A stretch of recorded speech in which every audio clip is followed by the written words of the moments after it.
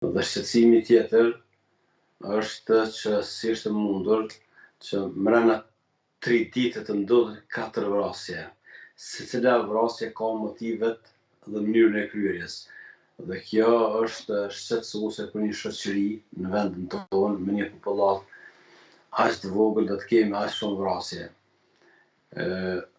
Institucionet e Kosovës duhet mendojnë që të ndryshojnë strategji që përmes vetëdijsimit të qytetarëve, përmes vetëdijsimit të familjeve, shkollave, organizatave jo qeveritare dhe vetë institucionet të shfrytëzojnë mediat e shkruar dhe elektronike që të bëhet vetëdijsimi në shkallë të vendit, sepse arma vret, sepse njeriu kur vritet mund të kthehet në jetë. Dhe kur kiet parasysh që disa nga këto vrasje që po në kohët e fundit konsiderohen që ketë për motive banale, kjo tregon se sa është në krizë shoqëria kosovare që kemi dalë 26 vjet nga lufta.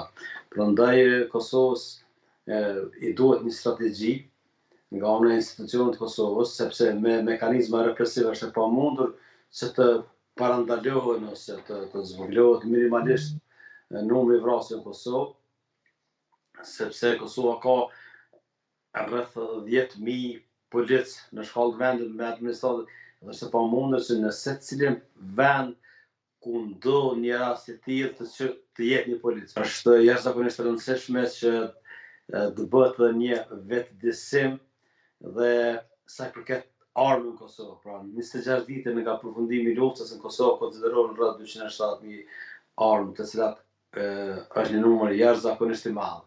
Prandaj unë konsideroj që në raste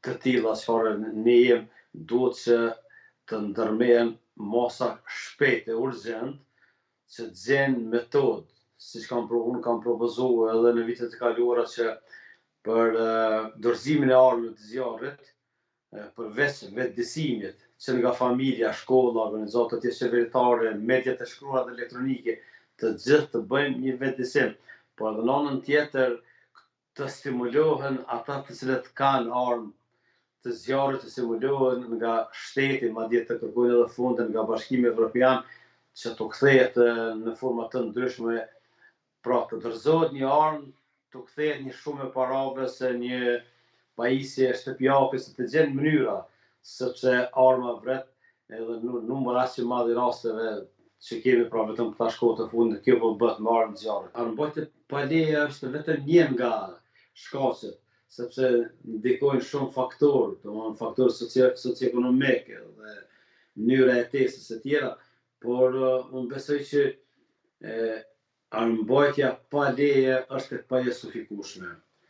Dhe për fat keq, ata të cilët kanë armë në shtëpitë e tyre nuk kanë instruksione se si të magazinohet një armë, sepse ajo sekonda psiqike në përdorimin e armës vjen në pyetje. Pra një armë duhet të ketë rregulla strikte se ku të mbahet arma, fishek, pastaj karikaturë e tjera.